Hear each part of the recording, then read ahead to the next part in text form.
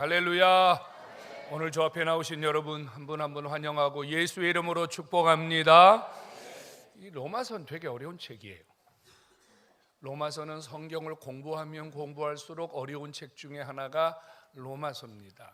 이 로마서는 바울이 세 번째 전도 여행 이 마무리 부분에 고린도에서 기록해서 보냈어요. 이 고린도 교회에서 이 로마 교회까지 바울이 편지를 쓰게 된 이유는 로마 교회가 시끄럽기 때문이에요.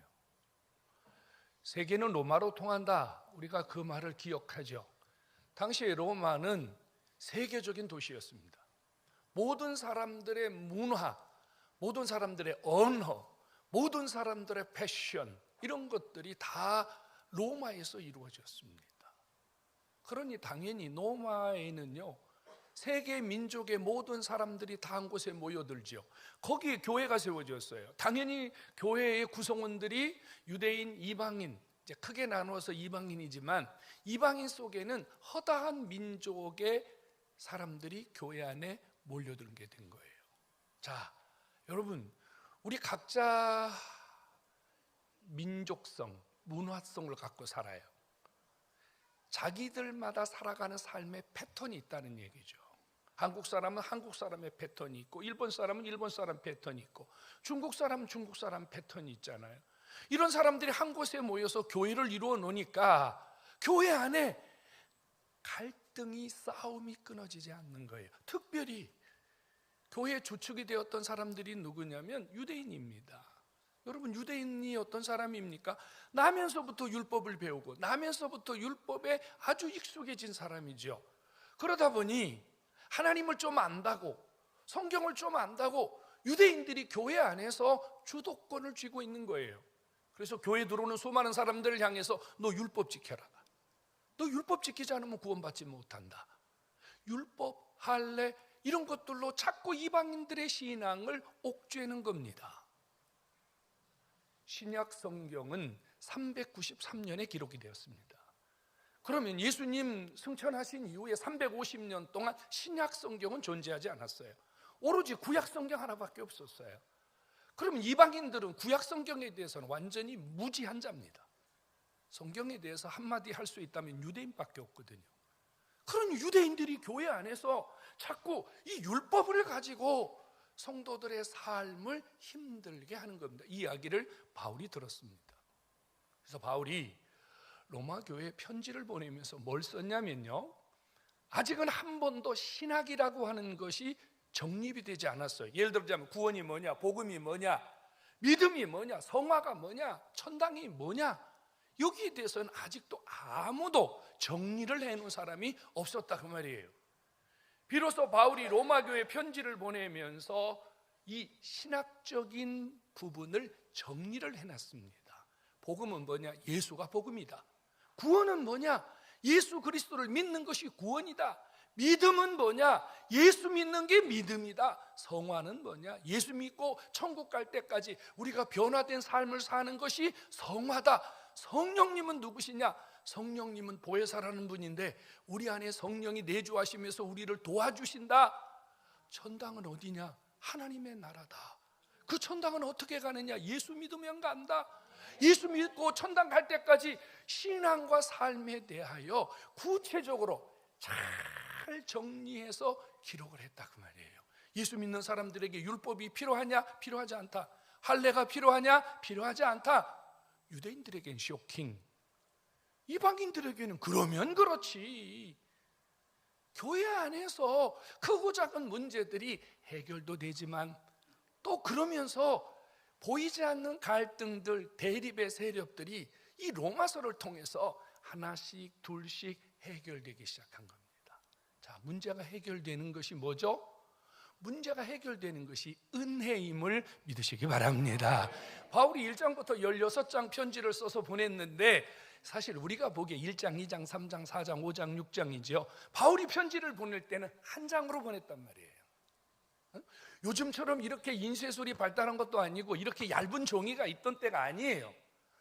가죽 종이, 그러니까 양피지 가죽에다가 연필로 쓴 게 아니고 붓으로 16장 분량의 편지를 보냈다고 생각해 보십시오. 여러분, 이거를요 이렇게 문풍지를 말듯이 둘둘둘둘 말아가지고 여러분 리역과 같은데 넣어갖고 운반을 하는 거예요. 이게 로마서예요. 베베라는 여집사를 통해서 로마서를 기록해가지고 로마 교회에 전달을 했는데, 지금 우리 성경으로 보면 1장부터 11장, 12장부터 16장까지 로마서를 두 부분으로 기록해서 보냈다고 말이에요. 1장부터 11장까지는 지금 말씀드린 대로 우리 신앙에 필요한 교리적인 부분을 적어서 보냈고, 12장부터 16장까지는 우리가 이런 교리를 알고 난 다음에 어떻게 살아야 되느냐, 이것을 보냈는데 12장 첫머리에서 바울이 이렇게 시작해요. 그러므로, 이렇게 시작합니다. 국어 시간에 배우셨죠? 그러므로가 무슨 말이죠? 이 그러므로는 앞에 있는 이야기를 내가 이제 결론을 맺겠다, 결론을 이끌어내는 접속 부사를 그러므로라고 이렇게 표현한 거예요. 그러니까 한마디로 말하면 내가 1장 1절부터 11장까지 너희들에게 말한 거 결론이다. 결론이 뭐다? 12장 1절과 2절이다, 이 말이에요. 그러므로, 이 말이에요.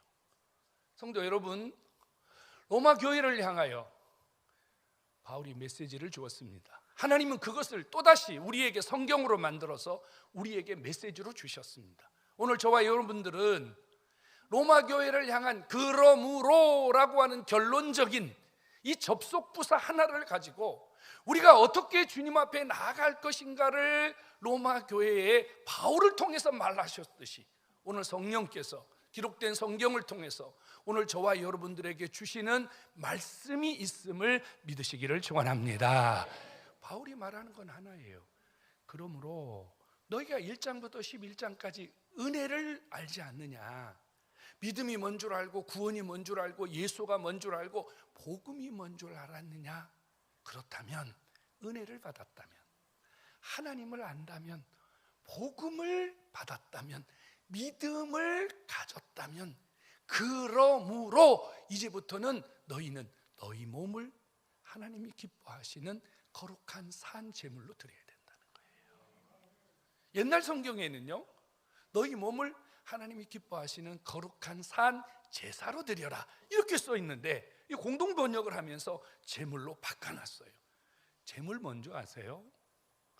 제물이 뭐냐면요, 하나님 앞에 제사를 드리기 위해서 짐승을 준비하죠. 소든 양이든 염소든 비둘기든 준비한단 말이에요.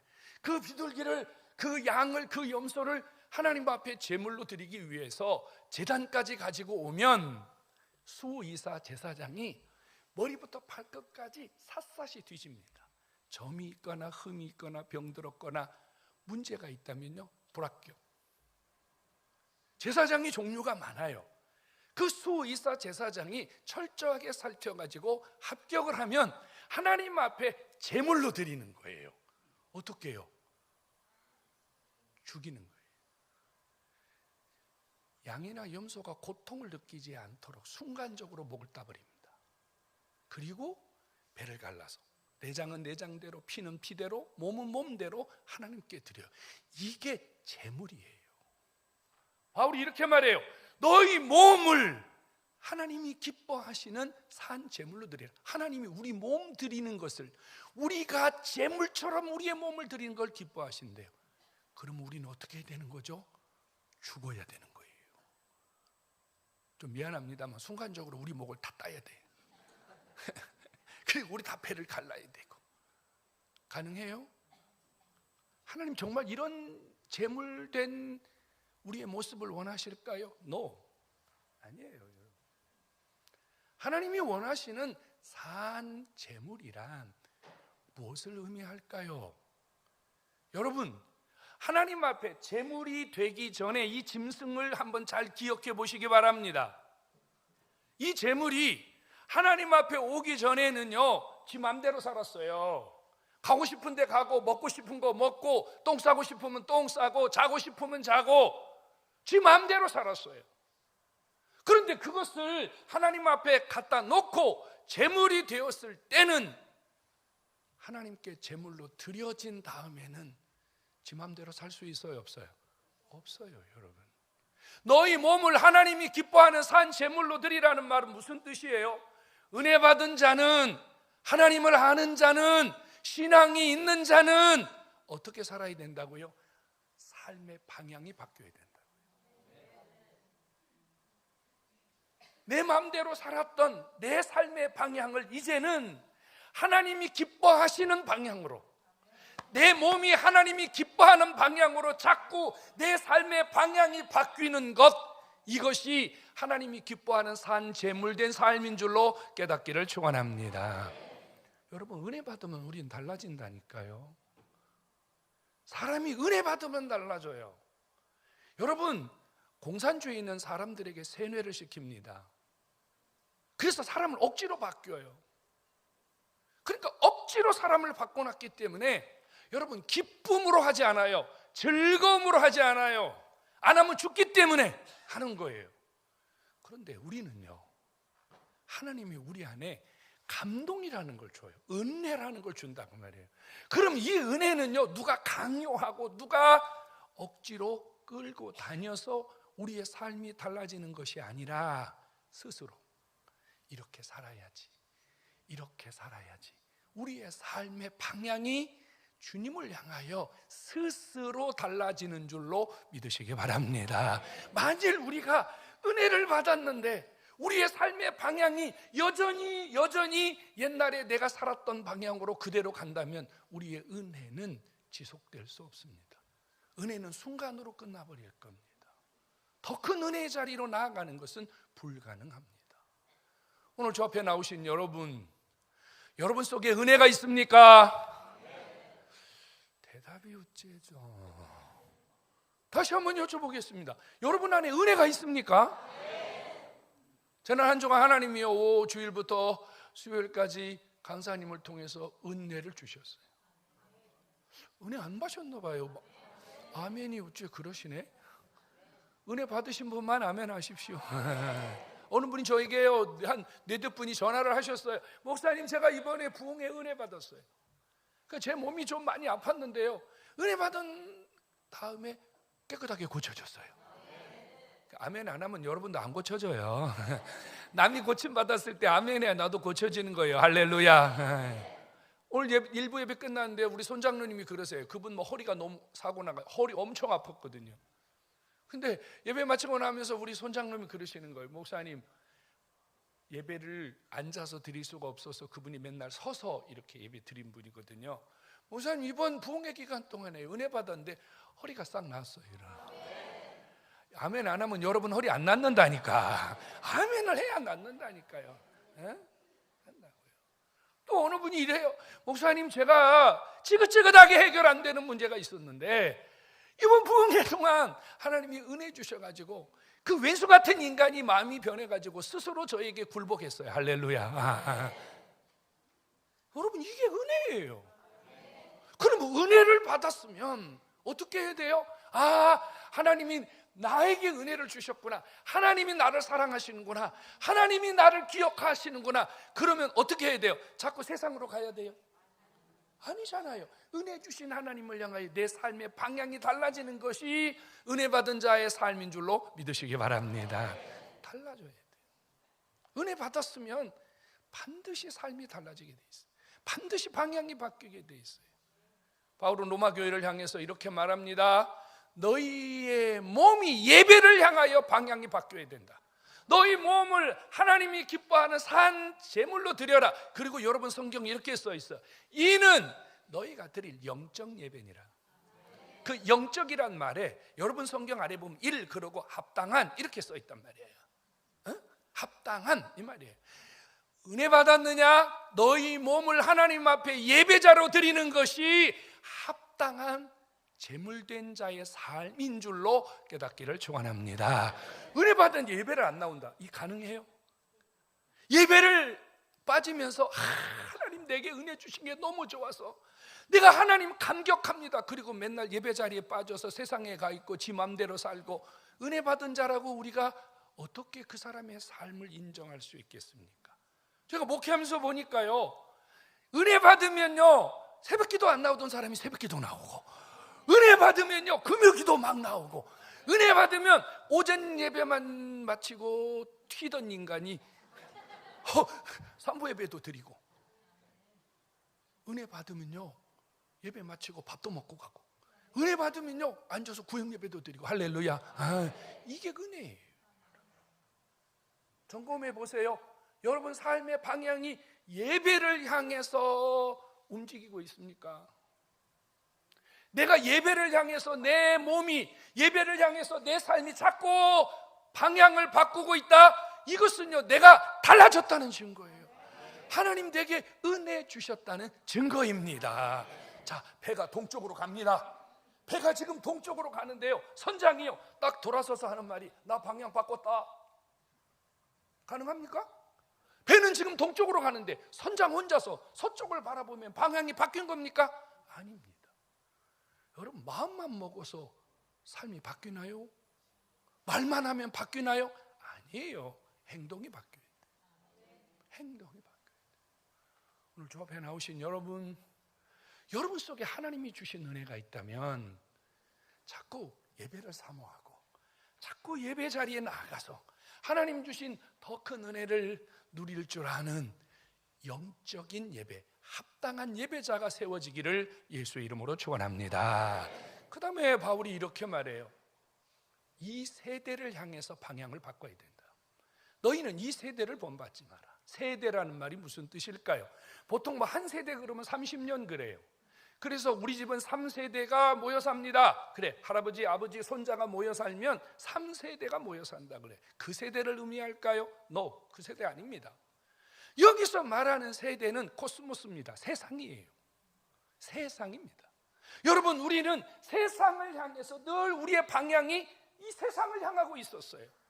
우리가 여기 앉아서 굉장히 거룩한 척하지만, 우리가 대단히 뭐 그런 사람같이 보이지만 안 그래요. 우리 안에는 세상적인 요소가 아직도 너무너무 많아요. 시기심, 질투심, 이기심, 욕심, 남 잘 되는 거 못 보고, 여러분 거짓말하고, 여러분 우리 속에 이런 모습이 얼마나 많습니까? 이런 우리의 모습들이 은혜 받았다면 방향을 바꿔야 된다고 말이에요. 남을 끌어내리고 시기하고 욕심 부리던 것에서 방향을 바꿔야 된다고 말이에요. 사랑하고 축복하고 좋은 말하고, 할렐루야. 이게 바뀌어야 되는 거예요. 이게 바뀌어야 되는 거예요. 어떻게 하면 내가 세상 속에서 좀 더 내 이름을 내볼까? 어떻게 하면 내가 세상 속에서 내 존재감을 드러내볼까? 이 세대를 본받지 마라. 여러분, 이 세상이 우리에게 주는 것은요 좋은 것 같이 보이죠. 마치 사막에 있는 싱그루처럼, 여러분 돈만 있으면 될 것 같고 성공하면 될 것 같지 않습니까? 뭐 저것만 쥐면은 내 인생이 달라질 것 같지 않습니까? 한번 쥐어보셨나요? 한번 쥐어보세요. 여러분 정말로 행복한지. 세상은 소금물과 같아요. 소금물 한번 드셔보셨습니까? 소금물 드시면 어때요? 짠 게 아니고 먹으면 먹을수록 어때요? 죽어요. 여러분 어부들이요 아무리 목말라 죽어도 소금물 안 퍼먹습니다. 천지가 바닷물인데 바닷물 안 퍼먹습니다. 그거 먹으면 죽어요. 순간은 해갈되는 것 같이 보이지만 그거는 몇 분에 불과합니다. 성도 여러분, 세상을 향한 여러분들의 삶의 방향, 세상을 향한 여러분들의 생각의 방향, 세상을 향한 여러분들의 모든 방향이 은혜 받은 이후에 하나님을 향하여, 은혜를 향하여, 하나님이 주시는 좋은 성품을 향하여 방향이 달라지기를 주의 이름으로 축원합니다. 달라지셔야 돼요. 은혜 받고 가면 남편을 대하는 태도가 달라져야 돼요. 자식을 대하는 태도가 달라져야 돼요. 은혜 받고 가면 여러분 직장 동료들을 대하는 태도가 달라져야 돼요. 안 달라지면은요 이것은 우리가 은혜를 소멸하는 일이에요. 자, 은혜는 성령이 주시는데 세상은 누가 주관하느냐? 사단이 주관하거든요. 우리가 은혜 받으면 성령이 내 안에서 강하게 임하세요. 성령이 나에게 강하게 역사하신단 말이에요. 그런데 이 성령을 소멸해버려. 은혜를 받았는데 세상 것을 버리지 못하면 성령이 내 안에서 점점 활동을 못하세요. 왜? 내가 성령의 일하심을 거부하기 때문에. 그러면 누가 내 안에 역사하기 시작하죠? 사단이 왕노릇하기 시작해. 그러면요, 죄송합니다만 은혜 받기 전보다 우리가 더 악해져요. 여러분, 은혜 받고 은혜가 떨어져 버리면 은혜 받기 이전보다 훨씬 우리가 악해져요. 여러분, 예수 믿다 돌아선 사람, 예수 믿고 시험 든 사람 한번 보세요. 여러분, 세상 사람보다 10배, 20배 악합니다. 방향을 바꿔야 돼요. 오늘 저 앞에 나오신 여러분, 세상을 향한 여러분들의 방향, 세상 사람들을 향한 여러분들의 방향, 이 시대를 향한 여러분들의 방향, 오늘 완전히 바뀔 수 있기를 주의 이름으로 축원합니다. 그리고 이렇게 말합니다. 우리가 새로워져야 되는데 뭘 새로워져야 된다고 말하냐면요, 마음을 새롭게 해야 된다 그래요. 여러분, 마음을 새롭게 한다는 게 뭘까요? 교회 오면 늘 그래요. 여러분, 마음의 문을 여세요. 마음을 새롭게 하세요. 마음의 변화를 받으세요. 그래요. 근데 여러분, 마음이 보입니까? 무슨 마음이 열고 닫고 할 수 있도록 문이 있습니까? 도대체 마음을 어떻게 우리가 새롭게 할 수 있습니까? 요즘은 정수기가요, 조그맣기도 하지만 정수기 안에 뭐가 들어있는지를 볼 수가 없어요. 회사마다 뭐 좋은 거 다 들었다고 선전을 하지만 한 20년 전에는요, 이따만하게 큰 정수기가 하나 있었는데, 혹시 아는 분이 있을지 몰라요. 워터스라는 정수기가 있었어요. 그게 그 요즘 20리터짜리 생수병처럼 그렇게 생긴 건데, 그 정수기는요, 유리로 돼 있어서 그 안이 다 보여. 그래서 맨 위에는 뭐 모래 같은 게 들어있고, 그 밑에는 숯 같은 게 들어있고, 뭐 활성탄이라고 뭐 이런 게 들어있고, 또 그 밑에는 뭐라고 원적외선이 나오는 뭐가 들어있고, 마그네슘이 들어있는 뭐가 들어있고, 이게 유리로 다 보여요. 그러면요, 위에다가 물을 부으면 이 물이 밑으로 쭉쭉쭉쭉 내려가면서 뭐를 하는 거죠? 그렇습니다, 정화를 하는 거예요. 마음을 새롭게 한다는 말은 우리의 마음을 정화시킨다는 거예요. 그러면 정화시키려면 가만히 있으면 정화가 될까요? 아니에요. 여러분, 정수기가 아무리 뛰어나도 뭘 부어야 정화가 된다? 물 부어야 정화가 되는 거예요. 여러분, 마음이 새로워지려면 여러분 안에 뭐가 들어가야 된다니까. 여러분에게 뭐가 부어져야 돼요. 뭐가 부어져야 돼요? 하나님의 말씀이 여러분 속에 들어가면 여러분 속에 있는 찌꺼기들이 하나, 둘, 셋, 넷, 열, 백 정화되는 줄로 믿으시기 바랍니다. 우리 안에 찌꺼기 엄청 많아요. 갈라디아 5장에 우리 안에 있는 찌꺼기, 불의, 사기, 음란, 호색, 투기, 여러분 술 취함과 방탕함 얼마나 많아요. 이런 것들 여러분 가만히 있으면, 도 닦으면 해결됩니까? 여러분 명상하면 해결됩니까? 여러분 좋은 책 읽으면 해결됩니까? 안 돼요. 여러분, 우리의 마음을 새롭게 할 수 있는 유일한 방법은 하나님의 살아있고 운동력 있는 말씀이 내 안에 부어질 때, 그 말씀이 내 안에서 나를요 차곡차곡 씻겨 내려갈 때 내가 정화되고 새롭게 되고 변화되고 은혜가 되는 줄로 믿으시기 바랍니다. 내가 변화가 돼야 돼요. 우리 마음이 새로워지고 우리 마음이 변화가 되면 그때 뭐가 찾아지냐면요, 하나님의 뜻이 찾아져요. 내가 어떻게 사는 것이 잘 사는지 분별을 하게 돼요. 천방지축이라는 말 아십니까? 우리가 은혜를 받았지만 어떻게 신앙생활을 해야 되는지, 세상에서 어떻게 살아야 되는지 모르고 지 마음대로 사는 것은 천방지축이에요. 뭐가 없기 때문에? 하나님 말씀이 그를 정화시키지 않았기 때문이에요. 아직도 그 안에 살아있는 자기의 모습들이 이게 움직이기 때문이에요. 사랑하는 성도 여러분, 은혜는 한 번 받는 게 아니에요. 은혜 한 번 받아가지고 어떻게 살아요? 은혜는 날마다 받아야 되고 매 순간 받아야 돼요. 아, 은혜 받았습니다. 그래서 너무 행복했는데 돌아서면 세상 것들이 또 우리를 공격하거든요. 그럼 어떻게 해야 돼? 은혜 또 받아야 돼. 성도 여러분, 하나님의 은혜는 하나님의 말씀이 나를 정화시킬 때, 나를 새롭게 할 때 주의 은혜가 더 깊이, 주의 은혜가 더 강하게 우리 속에 임하는 줄로 믿으시기 바랍니다. 여러분, 말씀이 들려야 돼요. 말씀이 들려야 돼. 말씀이 들릴 때 내가 안에서 정화가 이루어지고 내 몸이 새롭게 되는 거예요. 말씀에 반응을 하셔야 돼요. 아, 저 말씀이 나에게 합당한 말씀이요, 하나님 내게 주시는 은혜로구나 생각했을 때 아멘 하면 정화가 되는 거예요. 아멘 하면 기적이 일어나는 거예요. 뭐 그래도 아멘 하는 사람은 어쩔 수가 없죠. 뭐 주님도 그 사람은 대책이 안 서는 분이에요. 뭐 본인이 안 받아들이겠다는데, 본인이 주의 은혜를 거부하겠다는데 성령이 강제로 역사하시나요? 아니에요, 절대로요. 사람이 마음으로 믿어 의에 이르고 입으로 시인하여 구원에 이르는 줄로 믿으시기 바랍니다. 우리가 고백해야 된다니까요. 주여 살려주세요, 주여 고쳐주세요, 주여 치료해주세요, 주여 은혜가 필요합니다. 여러분, 우리가 이걸 아멘으로 받아들이면 정화가 이루어진다니까요. 새롭게 된다니까요. 여러분 안에 변화의 삶이 시작되는 줄로 믿으시기 바랍니다. 부흥회는 끝났습니다. 부흥회는 끝났어요. 오늘 아침부터 교회 오니까 목사님 부흥회 때 은혜 받았습니다.